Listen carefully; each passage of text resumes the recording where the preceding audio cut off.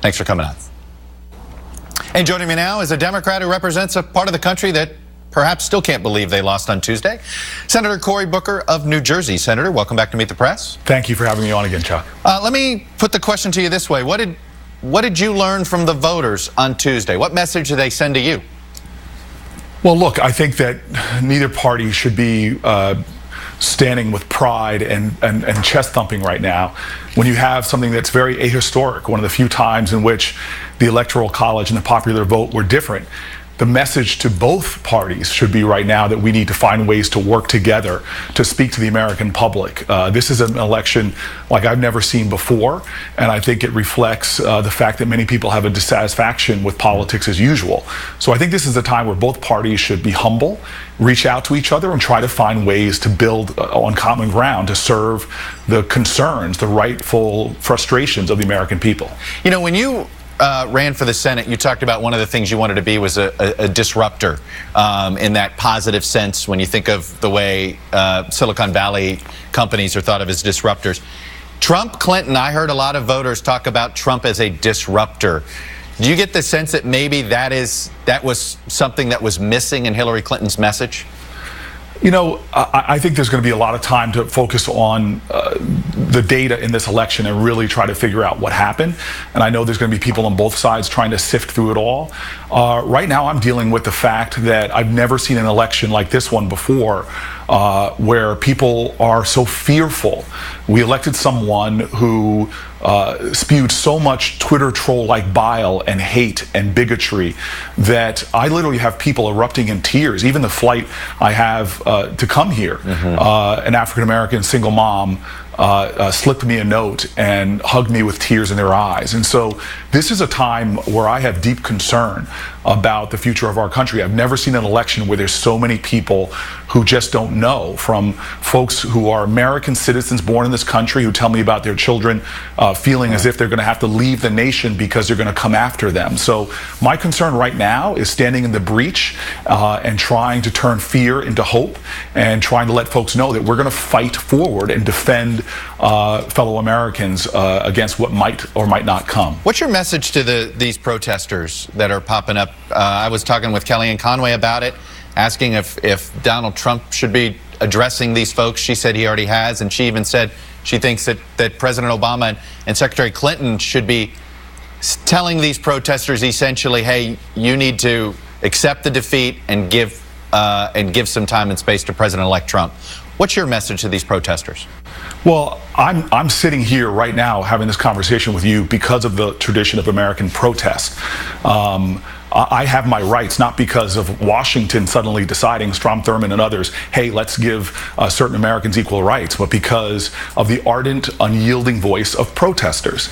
And so when you have a president that is in his campaign who ran saying things that aren't just contrary to fact, but literally threatening to use presidential power in a way that would erode the rights and privileges and equality of large sections of Americans, God bless the protesters. But I will tell you this, I caution anyone who in their protest becomes the very thing that they're protesting against, meaning turning to hateful speech, violating principles and ideals that are sacred in this country. We need to raise our voices, but we do not need to indulge in hate. I still remember how upset I was in the aftermath of President Obama's election, where people in Republican leadership didn't say that, hey, I want to focus on the issues and values of our country, but my number one goal is to see that Barack Obama is not a two-term president. That to me is outrageous. I would never do that. My number one goal is to fight to protect poor people, ethnic and religious minorities, working class folks.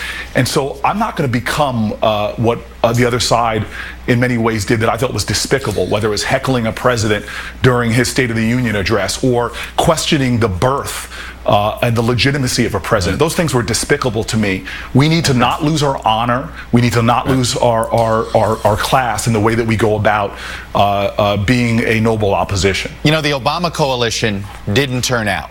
Vote for her. About half of it, you could look at it two different ways. There were some parts of the Obama coalition that voted Trump, particularly when you look at what happened in Michigan.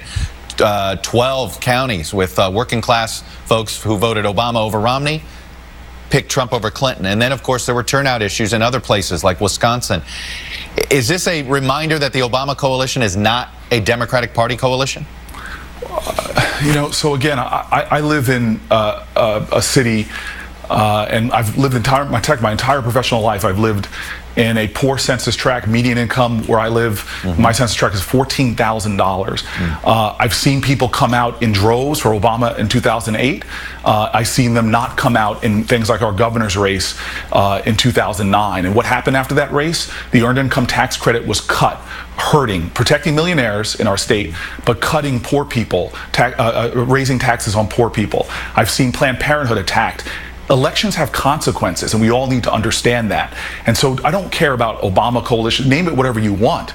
But when you don't come out and vote, some people might think, hey, that's not going to affect my life. But there are people in this nation on the margins that elections like this will hurt and will have a deep impact. And again, that's why put me in the opposition, put me in those people that are going to resist those things in our country that are going to happen now, where the folks who now are in power have said, they've told us who they are. They're going to have an agenda that is going to hurt those folks who are working class Americans, Americans struggling.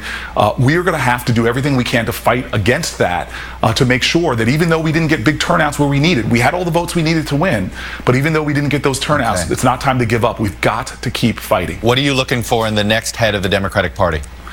The next head of the DNC needs to be a committed progressive, somebody that's going to help to get our message out. Again, I've been working in my community for a long time. I've seen what happens when mortgage companies run amok and do things that I consider should have been illegal. So is that Keith Ellison?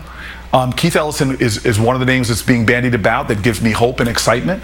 And I think there's going to be a process, but they need to be a committed progressive, and they need to be someone that in this time where there's a vacuum of leadership that will join others of the committed resistance and stand in the breach. Now, we need to reach out and give space for partnership and collaboration. That's the humility that I was talking about, to find to see if there's going to be things that we can work together on. But ultimately, if they come after us with bigotry, with prejudice, with hate, and I say us, all of Americans, because we're all in this together.